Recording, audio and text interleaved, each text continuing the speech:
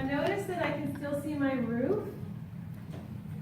And I also need to change my view range for my ceiling plan.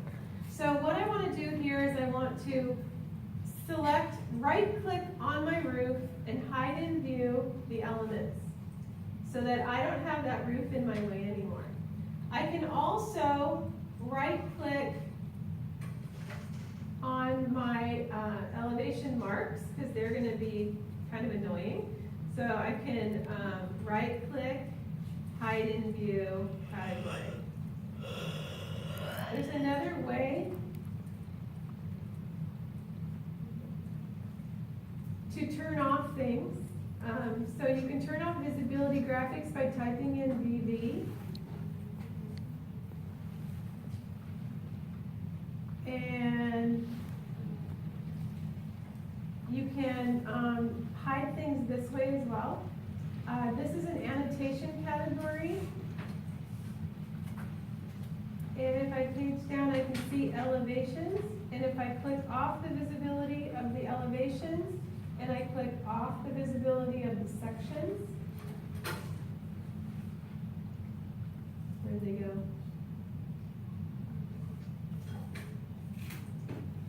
And click apply and OK. That is also another way to get rid of things that are in your view. So you type in VV for visibility, and then you edit the boxes, checking them on and off. I wanted to show you that as well. So if I type in VV, it comes back up, and I can actually turn things back on this way as well. So rather than hide in view, this is another way to turn things on and off. So you can see that my elevations are off. I can turn them back on this way as well. Okay, so now I have my ceiling plan cleaned up, and I'm going to change my view range for my ceiling. When you're looking at a ceiling plan view range, you're looking up, not down. So I'm going to edit my view range. And for my ceiling view range, I want the, let me read what I wrote to you. I want to have the cut plane, because my ceilings are high, I want to have the cut plane at 10 feet.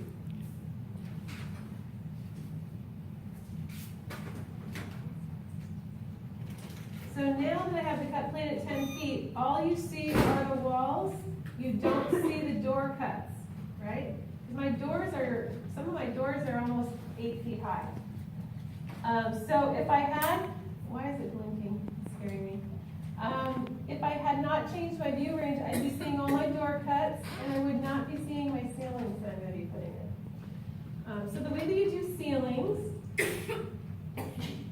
architecture tab, ceiling, and notice we have two options, automatic ceiling or sketch ceiling. So you're going to be doing both of those in our plan here. You also need to change the ceiling type. If you use this 2x4 ACT system and you select it, oops, let me start again. Ceiling. The other thing you have to change here is the height offset from floor. Remember, we want 10-foot high ceilings. So don't forget, which I just did, don't forget to change your ceiling height offset for your ceiling to 10 feet. Now, if I were to go automatic sketch and grab a room, so let's say I grab this room here, it's going to automatically put in this really ugly commercial drop ceiling. We don't want that in our residence, right? Oh. So, I need to change my ceiling. Select my ceiling, change the properties. I want the generic, basic generic ceiling. Okay? So it's going to look like nothing's there, but it really is. And if you're on automatic sketch, and most of my students will do this at least once by accident, you start to choose your rooms and click. Problem is, if you click twice, you can have two ceilings. And then you get really messed up. So just be real careful of where you're clicking. I already know I have a ceiling here. I'm going to go ahead and put, oops, I didn't change it.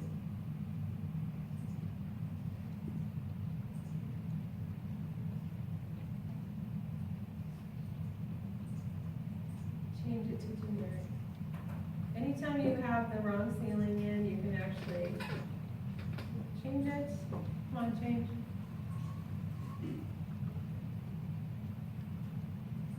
I think I have 2 ceilings there. I just did what I told you guys not to do.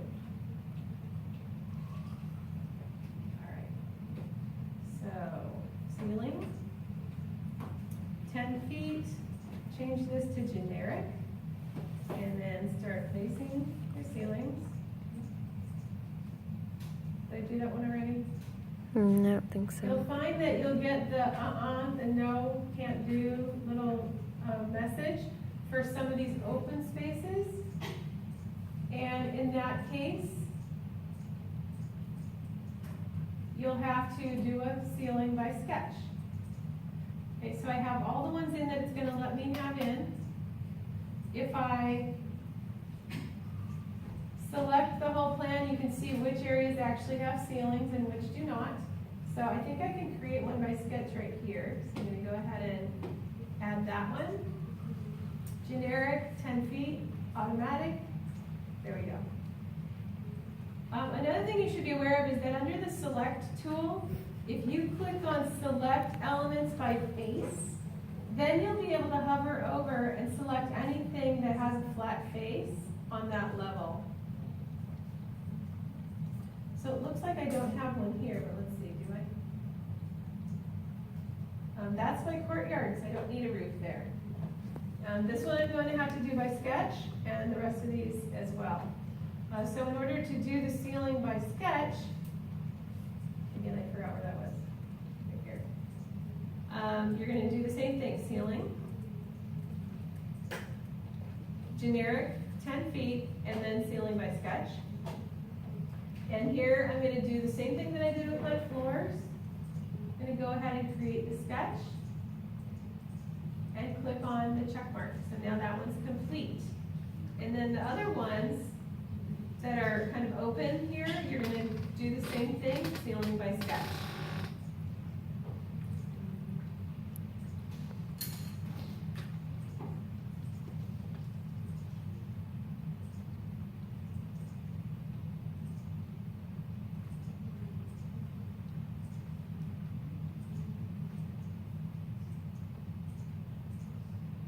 Luckily, well, I just missed it, but luckily Revit snaps to most points. All right, and then you can go to your modify tool, and you can use your arrows, or you can move, or you can cut, trim, whatever you want to do to make sure that you have your ceiling set up correctly.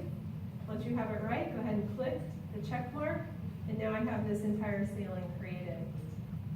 Now, if for some reason I was going to have a different ceiling than in this room than that room, then you can create a dividing line for your ceiling area, or you can create a different level. I'll go into how to create a tray ceiling in here on another day, just in case you guys want to do some kind of a different kind of ceiling. Because right now these are all flat ceilings. And so finally, now that I have my ceilings in most of my areas, the last thing I wanted to show you was how to put lighting in. And lighting is basically just adding a component. And so you would go to the component tab,